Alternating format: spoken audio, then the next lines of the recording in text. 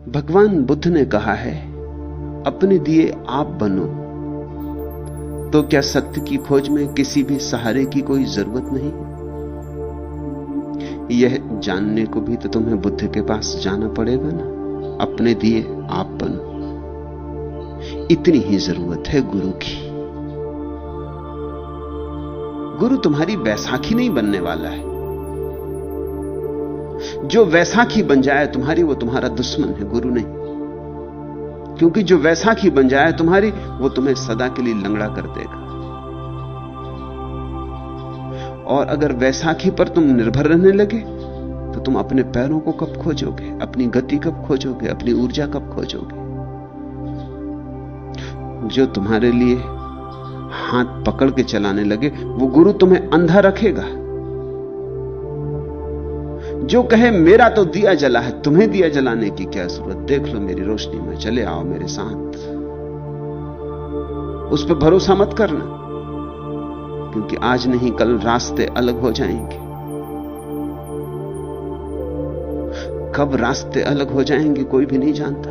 कब मौत आके बीच में दीवार बन जाएगी कोई भी नहीं जानता। तब तुम एकदम घुप अंधेरे में छूट जाओगे। गुरु की रोशनी को अपनी रोशनी मत समझ लेना, ऐसी भूल अक्सर हो जाती है। सूफियों की कहानी कि दो आदमी एक रास्ते पर चल रहे हैं। एक आदमी के हाथ में लालटेन और एक आदमी के हाथ में कोई लालटेन नहीं। कोई घंटों तक भी दोनों साथ साथ चलते रहे। आधी रात हो गई, मगर जिसके हाथ में लालटेन नहीं, उसे इस बात का ख्याल भी पैदा नहीं होता कि मेरे हाथ में लालटेन नहीं। जरूरत क्या? दूसरे आदमी के हाथ में लालटेन है और रोशनी पड़ रही, और जितना जिसके हाथ में लालटेन हो उसको रोशनी मिल रही है, उतनी उसको भी मिल रही जिसके हाथ में लालटेन नहीं। दोनों मजे से गपशप करते चले जाते। फिर वो जगह आ गई जहां लालटेन वाले ने कहा, मेरा रास्ता तुमसे अलग होता है, अलविदा। फिर घुप अंधेरा हो गया।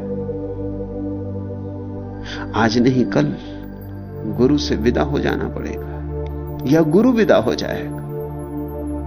सद्गुरु वही है जो विदा होने के पहले तुम्हारा दिया जलाने के लिए तुम्हें सचेत करे। इसलिए बुद्ध ने कहा है, अपो दीपो भव, अपने दिए खुद बनो। ये भी जिंदगी भर कहा, लेकिन नहीं सुना लोगों ने। जिन्होंने सुन लिया उन्होंने तो अपने दिए जला लिए, लेकिन कुछ इसी मस्ती में रह के करना क्या है। बुद्ध तो है।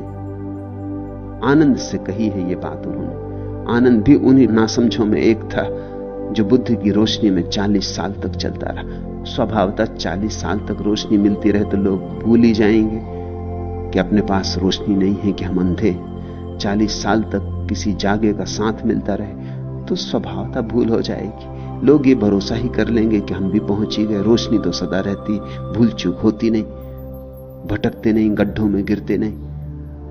और आनंद बुद्ध के सर्वाधिक निकट रहा। 40 साल छाया की तरह साथ रहा, सुबह सांझ रात दिन। 40 साल में एक दिन भी बुद्ध को छोड़कर नहीं गया। बुद्ध भीख मांगने जाएं तो आनंद साथ जाएगा, बुद्ध सोए तो आनंद साथ सोएगा, बुद्ध उठे तो आनंद साथ उठेगा। आनंद बिल्कुल छाया था, भूल ही गया होगा, उसको हम क्षमा कर सकते हैं। 40 साल रोशनी ही रोशनी, उठते बैठते रोशनी, जागते सोते रोशनी, भूल ही गया होगा। फिर बुद्ध का अंतिम दिन आ गया, रास्ते अलग हुए और बुद्ध ने कहा कि अब मेरी आखिरी घड़ी आ गई, अब मैं विदा लूंगा। भिक्षुओं, किसी को कुछ पूछना हो तो पूछ लो, बस आज मैं आखिरी सांस लूंगा। जिन्होंने अपने दिए जला लिए थे वे तो शांत अपने दिए जलाए बैठे रहे, परम अनुग्रह से भरे हुए। न मिलता बुद्ध का साथ तो शायद हमें याद भी ना आती कि हमारे भीतर दिए के जलने की संभावना है। न मिलता बुद्ध का साथ, न बुद्ध हमें चोट करते रहते बार बार कि जागो जागो, जलाओ अपना दिया, तो शायद हमें पता भी होता शास्त्र से पढ़ के कि हमारे भीतर दिए की जलने की संभावना है, तो भी हमने न जलाया होता। हमें यह भी पता होता कि संभावना है, जल भी सकता है, तो विधि मालूम नहीं थी।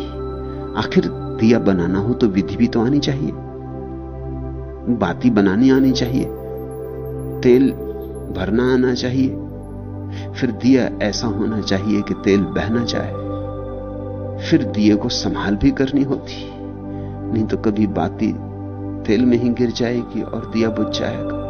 वो साज संभाल भी आनी चाहिए, विधि भी आनी चाहिए, फिर चकमक पत्थर भी खोजने चाहिए, फिर आग पैदा करने की कला भी होनी चाहिए। तो अनुग्रह से भरे थे जिन्होंने पा लिया था, वे तो शांत चुपचाप बैठे रहे, गहन आनंद में, गहन अहोभाव में। आनंद धाड़ मार कर रोने लगा। उसने कहा, ये आप क्या कह रहे हैं, ये कहो ही मत, मेरा क्या होगा। आ गया रास्ता अलग होने का क्षण। आज उसे पता चला कि 40 साल मैं तो अंधा ही था, ये रोशनी उधार थी, ये रोशनी किसी और की थी। और ये विदाई का क्षण आ गया, और विदाई का क्षण आज नहीं कल देर अबेर आएगा ही।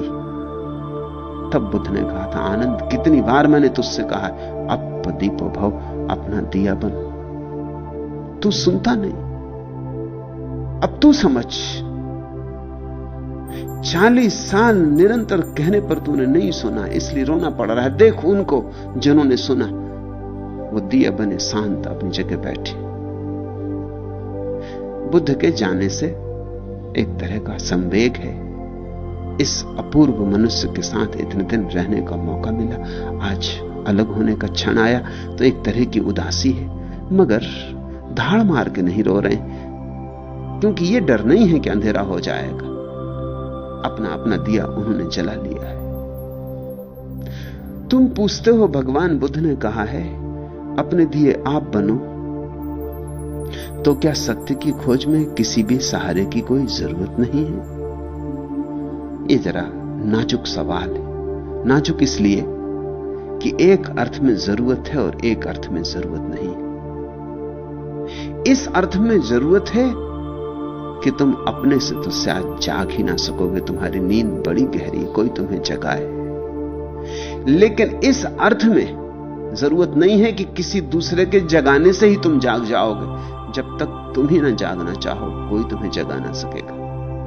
और अगर तुम जागना चाहो तो बिना किसी के जगाए भी जाग सकते हो, यह संभावना है। बिना गुरु के भी लोग पहुंचे, मगर इसको जड़ सिद्धांत मत बना लेना कि बिना गुरु के कोई पहुंच गया तो तुम भी पहुंच जाओगे। मेरे पास लोग आ जाते, वो कहते हैं आपसे एक सलाह लेनी, अगर गुरु ना बनाए तो हम पहुंच सकेंगे कि नहीं। मैंने कहा कि तुम इतनी ही बात खुद नहीं सोच सकते, इसके लिए भी तुम मेरे पास आए। तुमने गुरु तो बना ही लिया। गुरु का मतलब क्या होता है? किसी और से पूछने का ये भी तुम खुद न खोज पाए।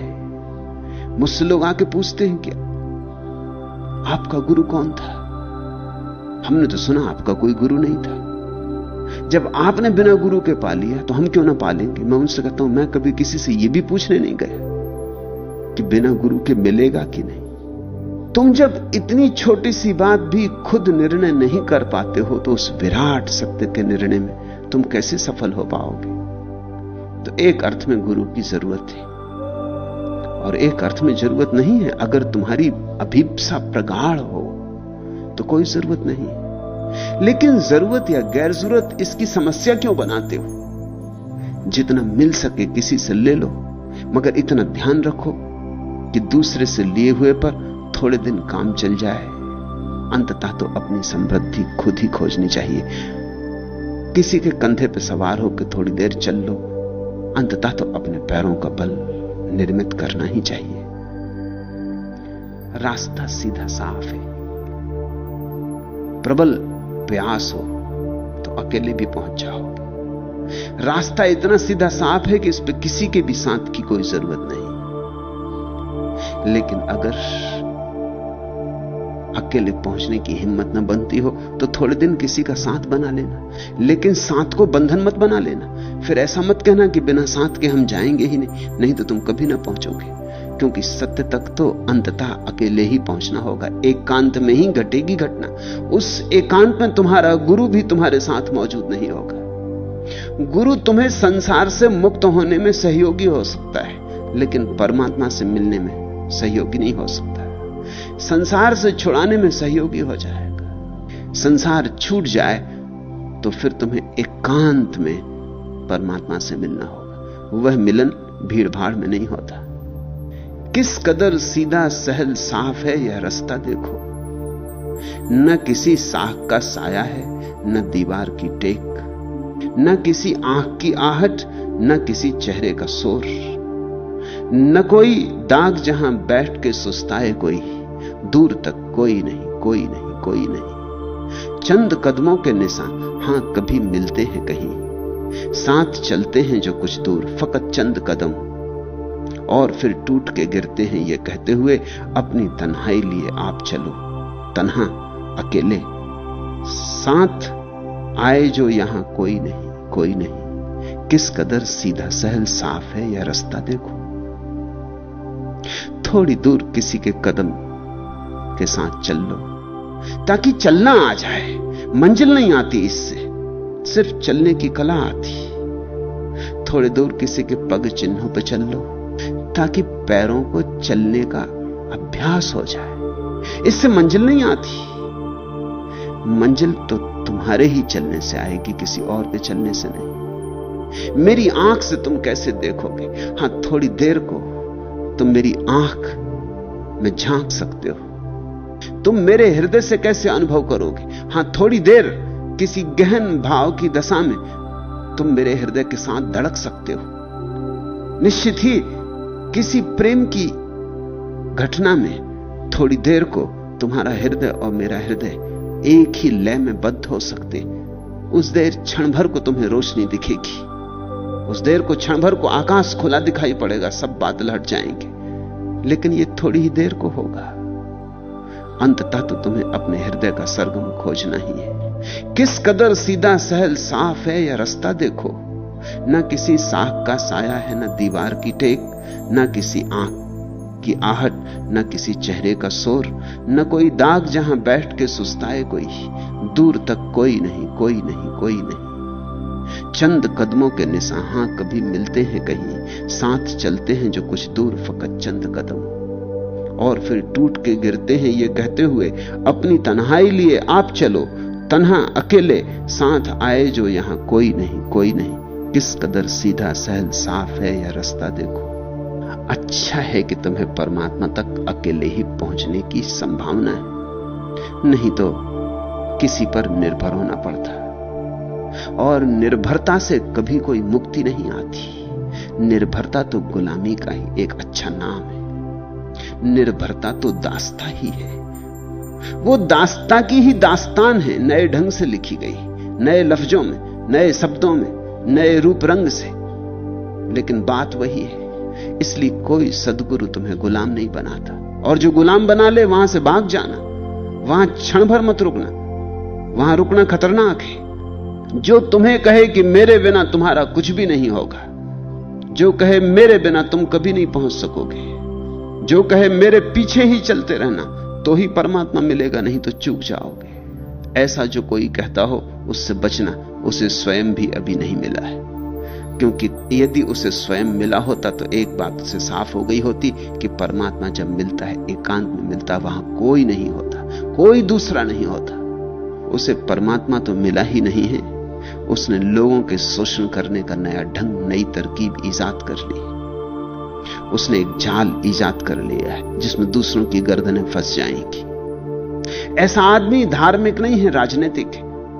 ऐसा आदमी गुरु नहीं है, नेता है।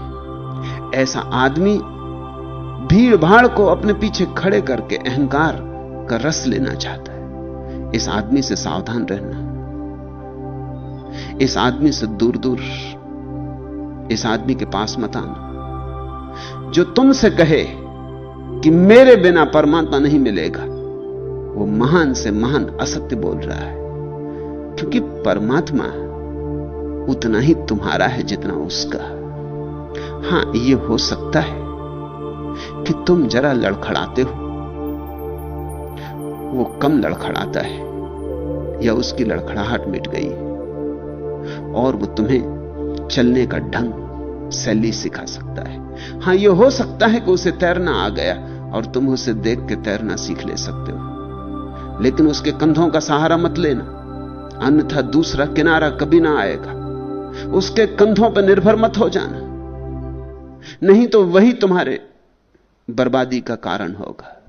इसी तरह तो यह देश बर्बाद हुआ। यहां मिथ्या गुरुओं ने लोगों को गुलाम बना लिया। इस मुल्क को गुलामी की आदत पड़ गई, इस मुल्क को निर्भर रहने की आदत पड़ गई। ये जो 1000 साल इस देश में गुलामी आई, इसके पीछे और कोई कारण नहीं। इसके पीछे न तो मुसलमान हैं, न मुगल हैं, न तुर्क हैं, न हूण हैं, न अंग्रेज हैं। इसके पीछे तुम्हारे मिथ्या गुरुओं का जाल है। मिथ्या गुरुओं ने तुम्हें सदियों से यह सिखाया है निर्भर होना।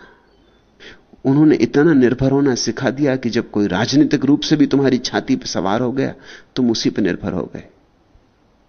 तुम उसी के जी हजूर, उसी को कहने लगे। तुम उसी के सामने सिर झुका के खड़े हो गए। तुम्हें आजादी का रस ही नहीं लगा, स्वाद ही नहीं लगा। अगर कोई मुझसे पूछे तो तुम्हारी गुलामी की कहानी के पीछे तुम्हारे गुरुओं का हाथ है। उन्होंने तुम्हें मुक्ति नहीं सिखाई, स्वतंत्रता नहीं सिखाई। काश बुद्ध जैसे गुरुओं की तुमने सुनी होती तो इस देश में गुलामी का कोई कारण नहीं था। काश तुमने व्यक्तित्व सीखा होता, निजता सीखी होती। काश तुमने यह सीखा होता कि मुझे मुझ ही होना है, मुझे किसी दूसरे की प्रतिलिपि नहीं होना है और मुझे अपना दिया खुद बनना है। तो तुम बाहर के जगत में भी पैर जमा के खड़े होते। यह अपमानजनक बात न घटती कि 40 करोड़ का मुल्क मुट्ठी भर लोगों का गुलाम हो जाए। कोई भी आ जाए और यह मुल्क गुलाम हो जाए। जरूर इस मुल्क की आत्मा में गुलामी की गहरी छाप पड़ गई। किसने डाली यह छाप? किसने यह जहर तुम्हारे खून में घोला? किसने विषाक्त की तुम्हारी आत्मा? किसने तुम्हें अंधेरे में रहने के लिए विधियां सिखाई? तुम्हारे तथाकथित गुरुओं ने। वे गुरु नहीं थे। गुरु तो बुद्ध जैसे व्यक्ति ही होते जो कहते हैं अप्पु दीपो भव। एकांत में ही बजेगा अंतिम संगीत, एकांत में ही उतरेगी समाधि, एकांत में ही होगा मिलन। मुझसे एक नज्म का वादा है मिलेगी मुझको, डूबती नब्जों में जब दर्द को नींद आने लगे। जर्द सा चेहरा लिए चांद उफक पर पहुंचे, दिन अभी पानी में हो रात किनारे के करीब। न अंधेरा न उजेला हो, न यह रात न दिन। जिस्म जब खत्म हो और रूह को जब सांस आए, मुझसे एक नज्म का वादा है मिलेगी मुझको। एक गीत तुम्हारे भीतर घटने को है। वायदा है एक गीत का कि मैं आऊंगा, बरसूंगा तुम पर। लेकिन कब? जब सब समाप्त हो जाए। मुझसे एक नज्म का वादा है मिलेगी मुझको, डूबती नब्जों में जब दर्द को नींद आने लगे। जब तुम्हारे जीवन की सारी पीड़ाएं छूट जाएं, जब तुम्हारे दर्द की आदतें मिट जाएं। जर्द सा चेहरा लिए चांद उफक पर पहुंचे, दिन अभी पानी में हो रात किनारे के करीब। न अंधेरा न उजाला हो, द्वंद्व जहां मिट जाए। न अंधेरा न उजाला हो, न यह रात न दिन। इसलिए तो हम संध्या शब्द का उपयोग करते प्रार्थना के लिए। क्यों संध्या का उपयोग करते? संध्या का अर्थ ही प्रार्थना हो गया। लोग कहते हैं अभी वे संध्या कर रहे हैं। संध्या का मतलब न अंधेरा हो न उजाला हो, न यह रात न दिन, मध्य में हो। सब द्वंद्व छूट जाएं, सब अतियां छूट जाएं। न इस तरफ न उस तरफ कोई झुकाव न रह जाए, कोई चुनाव न रह जाए, कोई विकल्प न रह जाए। न जीवन न मृत्यु, न वसंत न पतझड़, न सुख न दुख। संध्या आ जाए। दिन अभी पानी में हो रात किनारे के करीब। न अंधेरा न उजाला हो, न यह रात न दिन। जिस्म जब खत्म हो और जिसे तुमने अब तक जाना है कि मैं हूं, जिसे तुमने माना है कि मैं हूं, वो जब मिटने लगे। जिस्म जब खत्म हो और रूह को जब सांस आए। ये जो सांसें तुमने समझी हैं जीवन है, ये तुम्हारी असली सांस नहीं। इस सांस से तो केवल देह चलती है। एक और सांस है। जब इस सांस से तुम्हारा संबंध छूट जाता है, तब दूसरी सांस पैदा होती है। जिस्म जब खत्म हो और रूह को जब सांस आए, मुझसे एक नज्म का वादा है मिलेगी मुझको। वहीं वह संगीत उतरता है जिसे समाधि कहो, सत्य कहो, सौंदर्य कहो, शिवत्व कहो, मुक्ति कहो, मोक्ष कहो, निर्वाण कहो, लेकिन उस परम एकांत में जहां सब छूट गया, संसार गया, और गए, मित्र गए, शत्रु गए, देह भी गई, श्वास भी गई, दिन और रात भी गए, सब द्वंद चले गए, जहां बिल्कुल निपट सन्नाटा रह गया, वहीं रूह को सांस आती, वहीं पहली दफे तुम्हारा आत्मिक जीवन शुरू होता है, वहीं तुम्हारा पुनर्जन्म होता है। उस घड़ी में परमात्मा से मिलन, वह घड़ी बड़ी एकांत की घड़ी। दूसरा तो क्या, तुम भी वहां नहीं होते, इतना एकांत होता है कि एक भी वहां नहीं होता, दो तो मिट ही गए होते, अंततः एक भी मिट गया होता है, सिर्फ विराट शून्य होता है, सब अनुपस्थित होता है। उस खाली रिक्त स्थान में ही परमात्मा का प्रवेश है। इसलिए बुद्ध ठीक कहते हैं, अपने दिए आप बनो। इसका यह मतलब नहीं कि गुरु की कोई जरूरत नहीं है, इसका मतलब यह भी नहीं कि गुरु के बिना कोई पहुंच नहीं सकता। इसलिए मैंने कहा नाजुक सवाल है। नाजुक इसलिए कि गुरु की जरूरत है और नहीं भी है। इतनी ही जरूरत है कि तुम इशारे समझ लो और चल पड़ो। सदा गुरु के पीछे ही चलते रहने की जरूरत नहीं। इशारा समझ में आ जाए, फिर भीतर चलना है, फिर किसी के पीछे नहीं चलना। उंगलियों को मत पकड़ लेना, उंगलियां जिस तरफ इशारा करती, जिस चांद की तरफ, उसको देखना और चल पड़ना।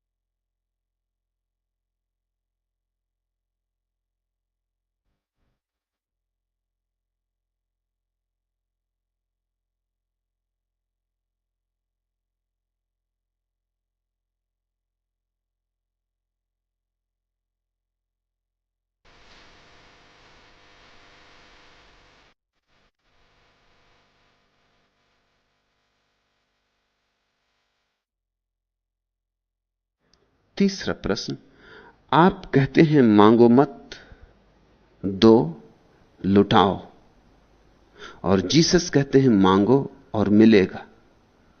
दो बुद्ध पुरुषों के वक्तव्य में इतना विरोध क्यों? दोनों वक्तव्य अलग अलग घड़ियों में दिए गए वक्तव्य हैं, अलग अलग लोगों को दिए गए वक्तव्य हैं। विरोध जरा भी नहीं। समझो, जीसस ने कहा है मांगो और मिलेगा, खटखटाओ और द्वार खुलेंगे, खोजो और पाओगे। बिल्कुल ठीक बात है। जो खोजेगा ही नहीं वह कैसे पाएगा, जो मांगेगा ही नहीं उसे कैसे मिलेगा, और जो द्वार पे दस्तक भी ना देगा उसके लिए द्वार कैसे खुलेंगे। सीधी साफ बात है। यह एक तल का वक्तव्य है। जीसस जिनसे बोल रहे थे, जिन लोगों से बोल रहे थे, इनके लिए जरूरी था, ऐसा ही वक्तव्य जरूरी था। इस वक्तव्य में ख्याल रखना, वे लोग जिनसे जीसस बोल रहे थे, ये ऐसे लोग थे जिन्होंने जीसस को सूली पर लटकाया। इन लोगों के पास अध्यात्म जैसी कोई चित्त की दशा नहीं थी, नहीं तो ये जीसस को सूली पर लटकाते। लाओ त्सु का वचन ठीक इससे उल्टा लगेगा तुम्हें, वही मेरा वचन भी है। लाओ त्सु कहता है मांगा और चूक जाओगे, खोजा और भटके, खोजो मत और पालो। यह कुछ और तल का वक्तव्य है, किन्हीं और तरह के लोगों से कहा गया है। लाओ त्सु पर किसी ने पत्थर भी नहीं मारा। सूली की तो बात अलग। जिनके बीच लाओ त्सु रहा होगा ये बड़े अद्भुत लोग थे। अलग अलग कक्षाओं में ये बातें कही गई थी। पहली कक्षा में बच्चे को कहना पड़ता है गा गणेश का। अब विश्वविद्यालय की अंतिम कक्षा में भी अगर यही कहा जाए गा गणेश का, तो मूढ़ता हो जाएगी। और दोनों जरूरी। जीसस जिनसे बोल रहे थे वे बिल्कुल प्राथमिक कक्षा के विद्यार्थी थे। लाओत्सु जिनसे बोल रहा था वो आखिरी चरम कोटि की बात बोल रहा था। मगर फिर भी वक्तव्य विरोधी लगते हो। तुम्हें हैरानी होगी कि मान लो ये भी ठीक है कि पहली कक्षा में कहते हैं गा गणेश का, तो आखिरी कक्षा में ये थोड़ी कहते हैं कि गा गणेश का नहीं। रहता तो गा गणेश का ही है, विद्यार्थी जान गए इसलिए अब कहना नहीं पड़ता कि गा गणेश का। वक्तव्य फिर भी विरोधी लगते हैं, क्योंकि जितना फासला पहली कक्षा में और विश्वविद्यालय की कक्षा में होता है, वो फासला विपरीतता का नहीं है, वो एक ही श्रृंखला का है। और सांसारिक व्यक्ति में और आध्यात्मिक व्यक्ति में जो फासला होता है वो विपरीतता का है, एक ही श्रृंखला का नहीं। एक जगह जाके इस जगत के सारे सत्य उल्टे हो जाते। समझने की कोशिश करोगे तो समझ में आ जाएगा। पहली बात, जिसने कभी खोजा ही नहीं वो कैसे खोज पाएगा? और लाओत्सु कहता है जो खोजता ही रहा वो कैसे खोज पाएगा? एक जगह आनी चाहिए जहां खोज भी छूट जाए, नहीं तो खोज की ही चिंता, खोज का ही आपाधापी, खोज की भागदौड़ मन को घेरे रहेगी। एक आदमी भागा चला जा रहा है, वो कहता है मंजिल पे जाना है, भागूंगा नहीं तो कैसे पहुंचूंगा। फिर ये मंजिल पे पहुंच के भी भागता रहे तो ये कैसे पहुंचेगा? तो इस आदमी को हमें उल्टी बातें कहनी पड़ेंगी। इससे कहना पड़ेगा जब मंजिल से दूर हो तो मंजिल की तरफ भागो, और जब मंजिल करीब आने लगे तो दौड़ कम करने लगो, और जब मंजिल बिल्कुल आ जाए तो रुक जाओ। अगर मंजिल पे आके भी भागते रहे तो चूक जाओगे। एक दिन भागना पड़ता है और एक दिन रुकना भी पड़ता है, एक दिन चलना पड़ता है और एक दिन ठहरना भी पड़ता है। इनमें विपरीतता नहीं है। एक दिन श्रम करो, प्रयास करो, योग साधो, और फिर एक दिन सब साधना को भी पानी में बहा दो और खाली बैठे रह, तो ही पहुंचोगे। नहीं तो अक्सर यह हो जाता है कि परमात्मा को पाने की दौड़ में तुम्हारा चित्त नया संसार बना लेता है। फिर चित्त के भीतर हजार तरह के विचार उठने लगते, तरंगें उठने लगती। दुकान की तरंगें हैं, मंदिर की भी तरंगें हैं, संसार की तरंगें हैं, और फिर निर्वाण की भी तरंगें हैं। लेकिन तरंगों से तो मुक्त हो जाओगे तभी मिलेगा ना निर्वाण। निर्वाण का अर्थ निस्तरंग हो जाना। निर्वाण का अर्थ निर्वाण पाने का विचार भी ना रह जाए। बुद्ध के जीवन में यह बात बिल्कुल साफ है। 6 वर्ष तक कठोर तपश्चर्या की, और फिर 6 वर्ष के बाद एक दिन तपश्चर्या का त्याग कर दिया। उसी तरह जिस तरह एक दिन राजमहल का त्याग कर दिया था, तपश्चर्या का भी त्याग कर दिया। उसी रात बुद्धत्व फलित हुआ। अब यह सवाल सदियों से पूछा जाता रहा है कि बुद्ध को बुद्धत्व कैसे मिला? 6 वर्ष की तपश्चर्या के कारण मिला या तपश्चर्या के त्याग से मिला? जो ऐसा प्रश्न पूछते हैं उन्होंने प्रश्न को गलत ढंग दे दिया, शुरू से ही गलत ढंग दे दिया। उनको जो भी उत्तर मिलेंगे वो गलत होंगे। अगर गलत प्रश्न पूछा तो गलत उत्तर पाओगे। प्रश्न ठीक होना चाहिए। जब तुमने ये पूछ लिया कि बुद्ध को 6 वर्ष की तपश्चर्या से मिला, क्योंकि मिला 6 वर्ष के बाद एक रात, या उस सांझ को उन्होंने तपश्चर्या छोड़ दी थी, उसी रात घटना घटी। 6 वर्ष की तपश्चर्या है और उसी रात तपश्चर्या का त्याग भी किया।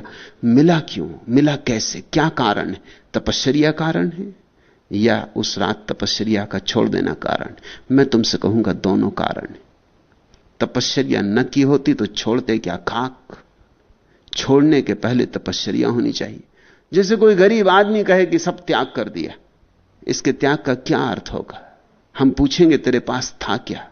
वो कहे था तो मेरे पास कुछ था ही नहीं, लेकिन सब त्याग कर दिया। इसके त्याग का कोई मूल्य नहीं।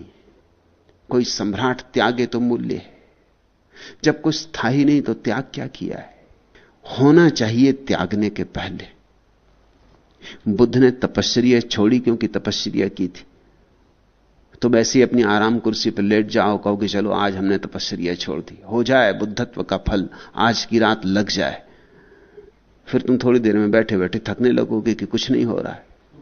आंख खोल खोल के देखोगे कि अभी तक बुद्धत्व आया नहीं, करबट बदलोगे, फिर थोड़ी देर में सोचोगे कि अरे ये सब बकवास है, ऐसे कुछ होने वाला नहीं, हमें तो पहले ही मालूम था कि कुछ होता जाता नहीं, फिर भी एक प्रयोग करके देख लिया। फिर उठकर अपना रेडियो चलाने लगोगे या टीवी शुरू कर दोगे या अखबार पढ़ने लगोगे या चले क्लब की तरफ कि चलो 2 हाथ जुए के खेलाएं कि शराब ढाल लो। वो जो 6 वर्ष की तपश्चर्या है वो अनिवार्य हिस्सा है, उसके बिना नहीं घटता। और मैं तुम्हें यह भी याद दिला दूं, अगर बुद्ध उसी तपश्चर्या में लगे रहते 60 साल तक तो भी नहीं घटता। एक चरम सीमा आ जाती करने की, जहां करने की चरम सीमा आ गई वहां करने को भी छोड़ देना जरूरी है। पहले कर्म को चरम सीमा तक ले आना है, 100 डिग्री पर उबलने लगे कर्म, फिर कर्ता के भाव को भी विदा कर देना है। ये दोनों बातें सच हैं। राबिया के घर एक सूफी फकीर हसन ठहरा हुआ था। वो रोज सुबह प्रार्थना करता था। उसने सुना होगा जीसस का वचन कि खटखटाओ और द्वार तुम्हारे लिए खोल दिए जाएंगे, ask and it shall be given, seek and you will find, knock and the door shall be opened unto you. उसने ये वचन सुने होंगे, ये वचन उसे बहुत जच गए थे, उसने इनकी प्रार्थना बना ली थी। वो रोज सुबह हाथ जोड़ के कहता काबा की तरफ, हे प्रभु कितनी देर से खटखटा रहा हूं, दरवाजा खोलिए। कितनी देर हो गई खटखटाते खटखटाते, कब दरवाजा खुलेगा? अपना वचन याद करो कि खटखटाओगे और दरवाजा खुलेगा। और मैं खटखटाए जा रहा हूं और मैं खटखटाए जा रहा हूं, दरवाजा खुलता नहीं। राबिया ने 1 दिन सुना, 2 दिन सुना, 3 दिन सुना। राबिया बड़ी अद्भुत औरत थी। थोड़ी ही स्त्रियां दुनिया में हुई हैं राबिया की कोटि की। मीरा, सहजो, दया, लल्ला, बहुत थोड़ी सी स्त्रियां उंगलियों पर गिनी जा सके। राबिया उसी कोटि की स्त्री है जिस कोटि के बुद्ध, जिस कोटि के महावीर, जिस कोटि के कृष्ण, क्राइस्ट।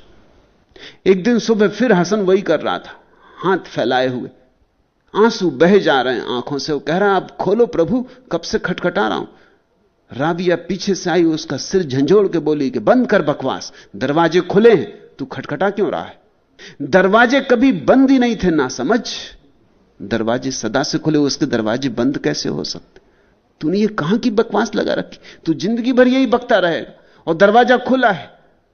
अब परमात्मा भी क्या करे, वो भी अचकचा के बैठा होगा कि करना क्या, दरवाजा खुला है, अब और क्या खोलना है। और ये सज्जन यही कहे जा रहे हैं कि दरवाजा खोलो, खटखटा रहा हूं, दरवाजा खोलो।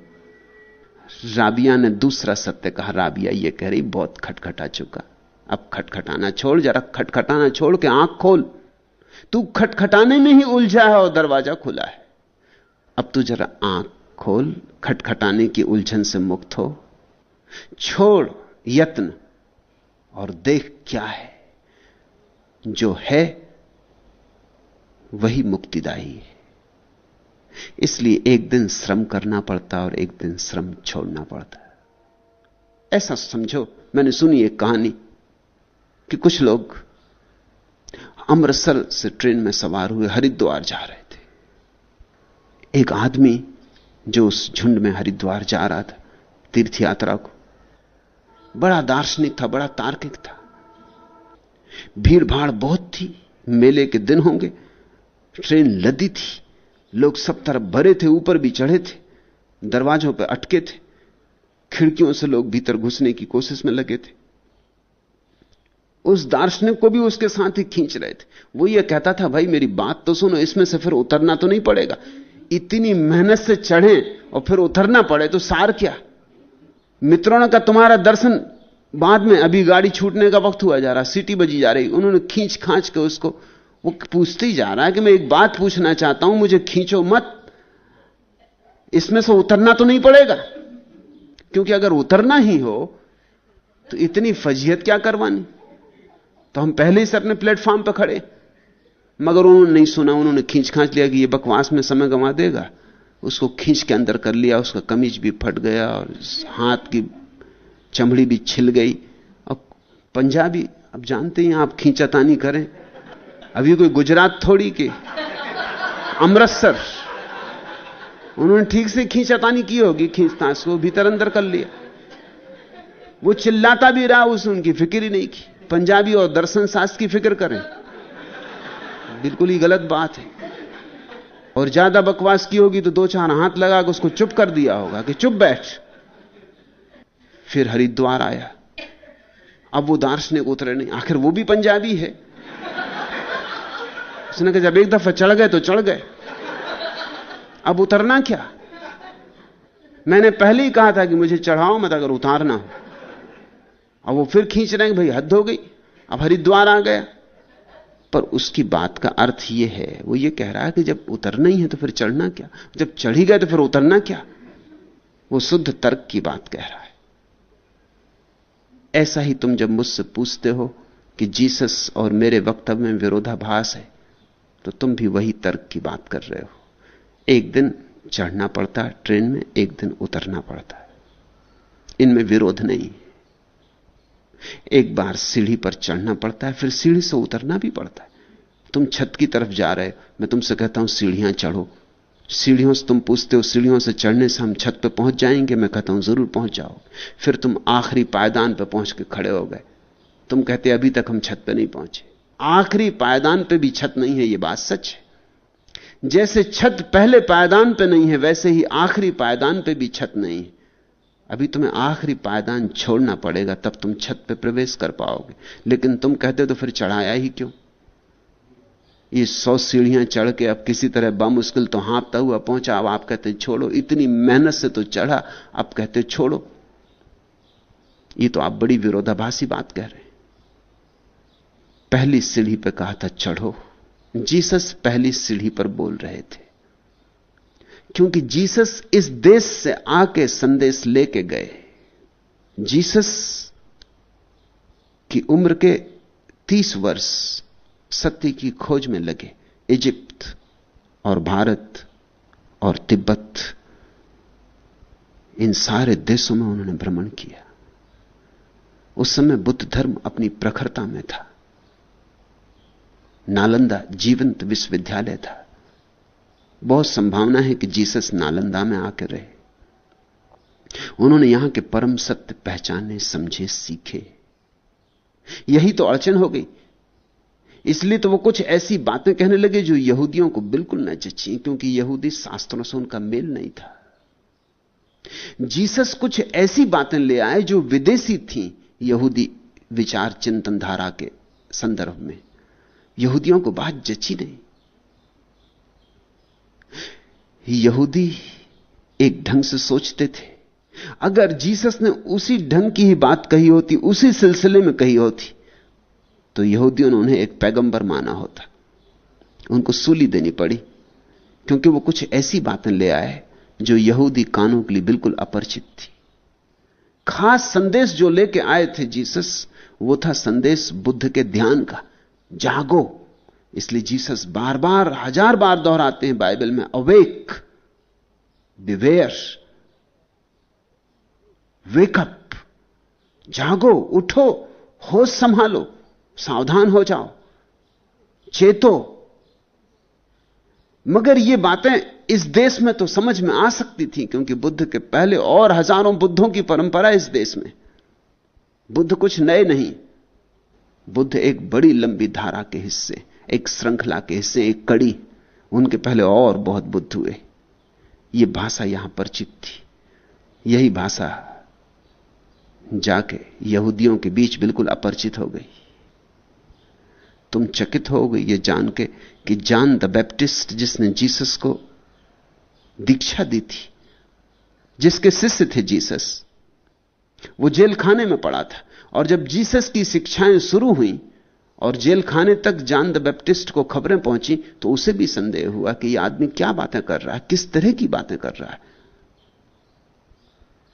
उसने एक पत्र लिख के भेजा जीसस के पास कि मैं ये फिर से पूछना चाहता हूं कि तुम वही हो जिसके लिए हम यहूदी सदियों से प्रतीक्षा कर रहे थे, या तुम कोई और हो? क्या हमें फिर प्रतीक्षा करनी पड़ेगी उस मसीहा की? ये क्यों पत्र जॉन द बैप्टिस्ट ने लिखा होगा जीसस को? इसलिए लिखा कि उसको भी समझ में नहीं पड़ा कि आदमी कह क्या रहा है, ये कहां की बातें ले आया है, ये कुछ बेबूझ पहेलियां ले आया है। जीसस इस देश से संदेश लेके गए स्वभावता एक नई जाति में जिसने यह संदेश कभी नहीं सुना था, उन्हें आबासा से बात शुरू करनी पड़ी, गा गणेश का। पहली सीढ़ी से बात शुरू करनी पड़ी। लाओसु या बुद्ध या मैं जब तुमसे बोल रहा हूं तो आखिरी सीढ़ी की बात बोल सकता हूं। उसके लिए पृष्ठभूमि है।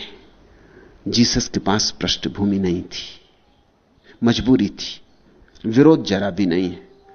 जिस सीढ़ी पर जीसस तुम्हें चढ़ा रहे हैं, उसी सीढ़ी पर मैं तुमसे दूसरा सत्य भी कह रहा हूं कि चढ़ना जरूर, उससे उतरना भी है, इसे भूल मत जाना।